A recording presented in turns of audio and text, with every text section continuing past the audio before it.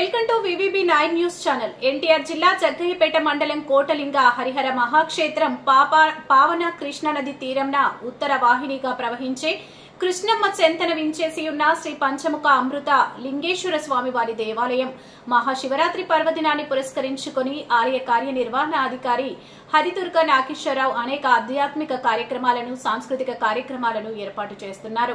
మూడు పెన్నడు లేని విధంగా ఆలయ ప్రాంగణంలో భారీ గేట్లను ఏర్పాటు చేస్తున్నారు. ఆలయం ముందు నూతనంగా కళ్యాణ వేదికను ఏర్పాటు చేసి పండు వెన్నెల్లో వేద మంత్రాల నడుమ మంగళ వాయిద్యాల నడుమ వైభవంగా కళ్యాణం ఏర్పాట్లు చేస్తున్నారు. కావున భక్తులెల్లరూ కోటిలింగ హరిహర మహాక్షేత్రాన్ని సందర్శించి శ్రీ పంచముఖ అమృత లింగేశ్వర స్వామి వారి కృపా కటాక్షాలు పొందాలని ఆలయ కార్యనిర్వహణాధికారి తెలిపారు.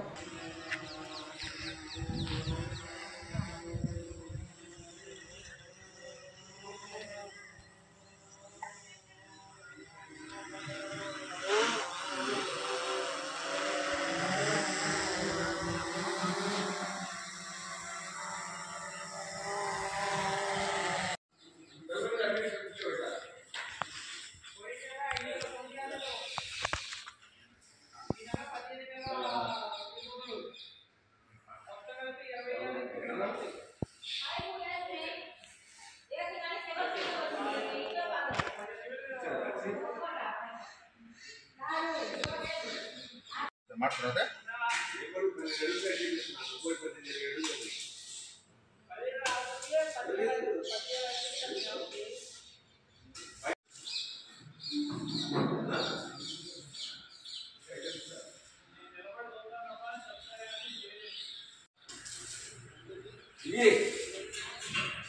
నేను మాట్లాడుతాను నువ్వు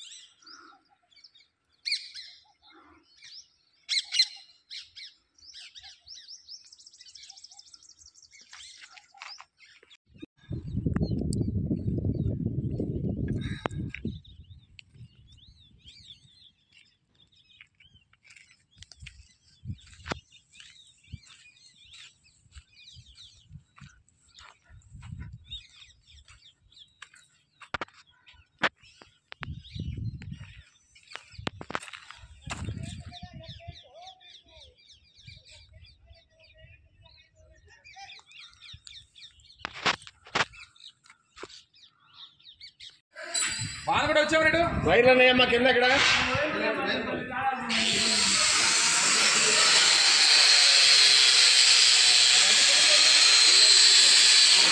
వచ్చి కోట్లింగాల్లో పని చేస్తుందని రాయింది. ఇది అక్కడ మన కళావేదిక ఉంది కదండి, కోడిదీపోత్సవం.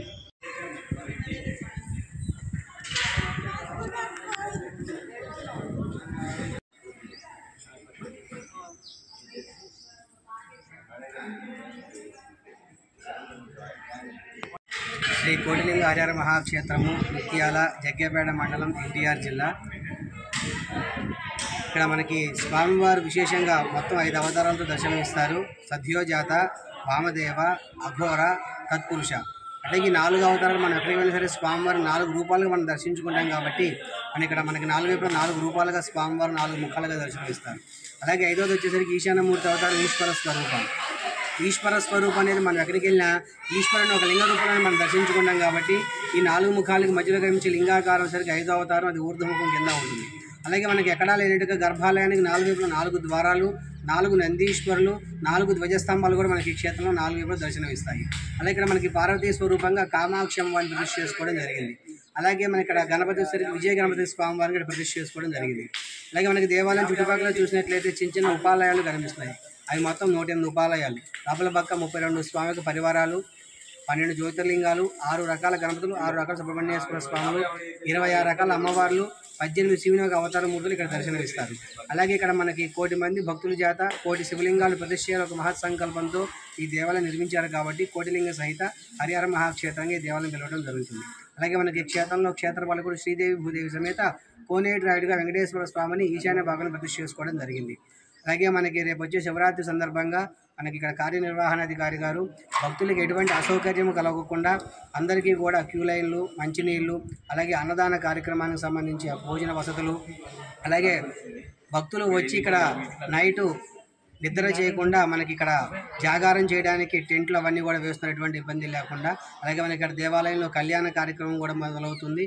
అలాగే మనకి స్వామివారికి లింగోద్భవ సమయంలో అన్నాభిషేకము, ఏకరుద్రాభిషేకము, మహాన్యాసపూర్వక ఏకరుద్రాభిషేక కార్యక్రమాలు కూడా జరుగుతూ ఉంటాయి. అలాగే తర్వాత అమ్మవారికి గణపతికి కూడా విశేష పూజా కార్యక్రమాలు, విశేష అలంకరణలు కూడా జరుగుతూ ఉంటాయి.